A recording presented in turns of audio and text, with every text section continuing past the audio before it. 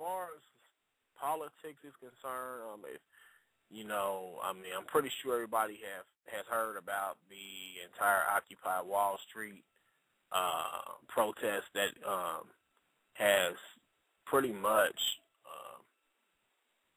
it's pretty much began to awaken people and I don't know, it's really pretty much nationwide. Really, it's been a firestorm, and it's really caused people to voice their opinions, and it's like a ripple effect. It's city after city, town after town. A lot of people are starting to protest. I think they've even had like little protests like in Indianapolis as well. Bloomington too. Mm-hmm. Seen some in Bloomington. Yeah. So, and for those who don't know what it's about, it's pretty much an ongoing series of demonstrations.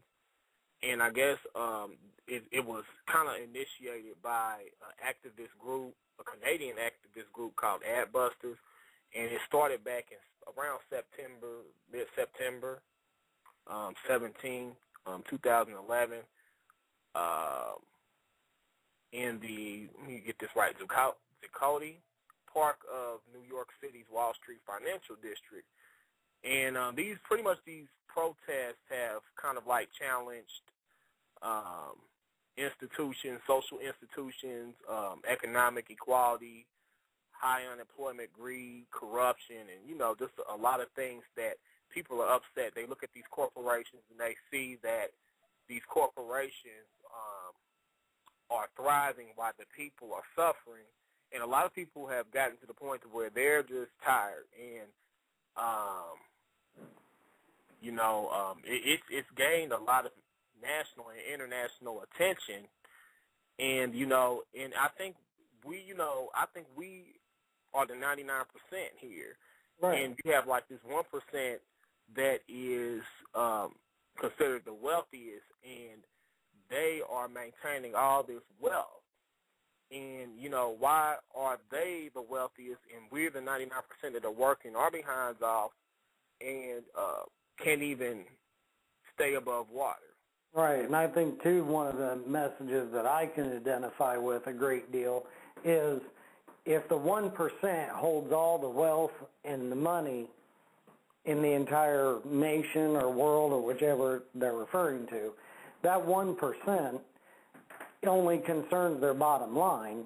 And the biggest thing that I can agree with is, why is it that we, the workers that are helping them make that wealth, are the ones that the only thing they can concern about is to cut our wages and put us out of jobs and lay people off, but all in the interest of their bottom line and their business practice. Right. Right. Well, obviously it's gained, like I mentioned, a lot of national, international press, and you see a lot of the 2012 presidential candidates, they have to address these issues. You know what I'm saying? Like, it's caused them to kind of look at some of the issues that the people are talking about.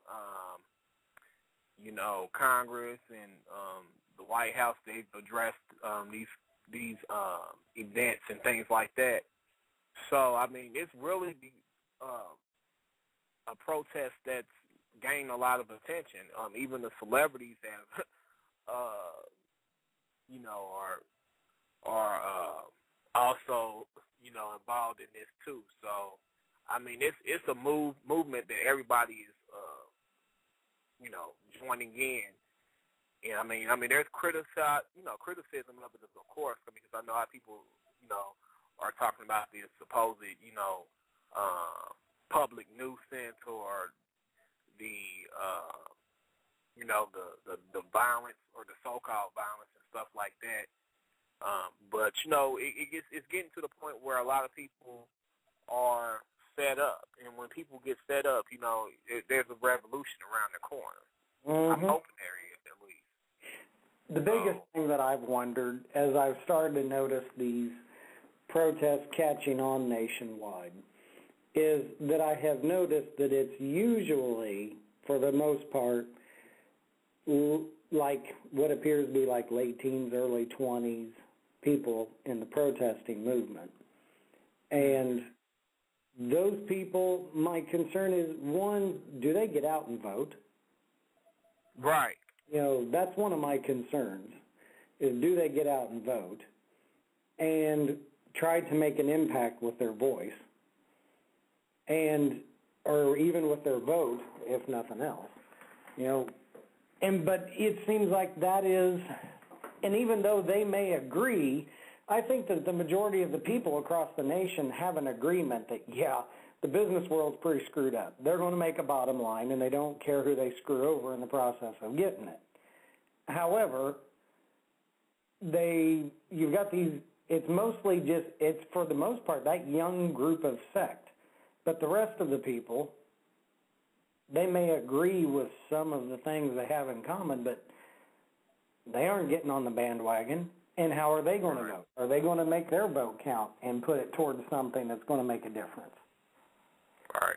And like I said, really shouldn't even get to this point to where we're even having like an Occupy Wall Street protest, because, like you said, and that's the key word. I said, like I always say, don't get mad. Just get even at the voting.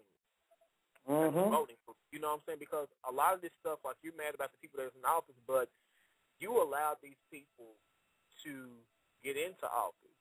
Right. You know what I'm saying? And like you said, a lot of these people, if they took that same zeal and people started promoting, and I'm not talking about even the presidential elections. I'm talking about your local election. If people took that same amount of zeal and that same amount of energy and put it into educating people and getting people to the polls, then we wouldn't even have this problem right here. Because I'm going to tell you this now. People are all about coming out voting for Barack Obama, in the 2008 election. But where was that same passion when it came to voting your local representatives? Because to me, okay, it's good to have a Democratic president, but what good is it for him when you have, what I'm saying, we have to all get out and vote. We just can't, we have to back him up. We just can't vote him in and just leave him hanging. Because a lot of people forget that your local government has more of a daily impact on you than national. Yeah. Because these are the people that are controlling your local government and how your money is spent, and and how where different monies and things are allocated to different programs that you benefit from. And a lot of people don't realize that, and then they're upset and they want to complain when the mayor of your city or city officials aren't doing things that are favorable for you and your family. Yeah. And another thing I find humorous is that 1% makes all the wealth. Right. But it still takes a majority vote to put people in office that are feeding all this money into the politics and the campaigns of the lawmakers. Mm-hmm. So even though that 1% may control a big portion of how the game's run out there, we're still a majority on the voters, and we're still voting in the wrong people. Right. And that's not saying anything against any political party, national, state, federal, or local. You people got to vote. Use it. Mm-hmm. That's your most powerful weapon as far as I'm concerned. It is. A lot of people don't realize that. But like I said, you've even had like I said, this has made international headlines. Like you've had people even I've seen where the Vatican City Cardinal Peter Turkson, he even commented saying that, he, quote, do people at a certain time have a right to say, do business differently, look at the way you're doing business because it's not leading to our welfare, to our good. And then you had, I'm just looking at some of these quotes from different people. You had former United Kingdom Prime Minister Gordon Brown stating that, quote, their voices in the middle who say, look, we can build a better financial system that is more sustainable, but it's based on a better proportionate sense of what's just and fair, and where people who don't take reckless risks, if they do, they're penalized for doing so. And let me see who else. You even have people. Let me see. I mean, just different people like the Canadian Prime Minister Stephen Harper. He has something to say about. A lot of people are in agreement with what this movement stands for, and it's about time that we see this. I mean, we haven't seen this type of resistance in a long time, and I think it's needed for us to make a change, because really, I mean, you even know people, like, it just seems like everybody around, like, everybody's struggling and pinching pennies, and it's just like people don't have that same economic freedom that they used to. Even a single person, it's hard to keep your head above water and take care of yourself, let alone you have a family of 2, 3, 4, or 6, So, I don't know.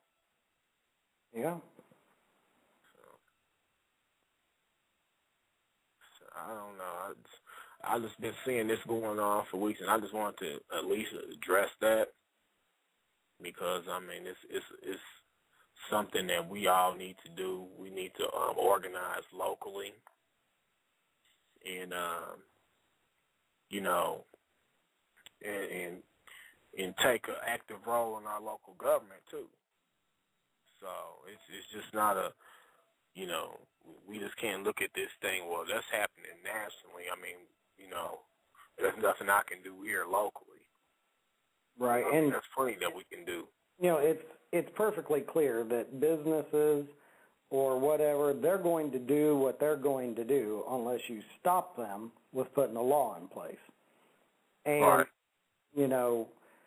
But in order to get the laws through, you got to have the right people in there to do them, and not a bunch of politicians that are just going to kiss their ass and let them continue to run over people or make a mockery of the people. Right, right.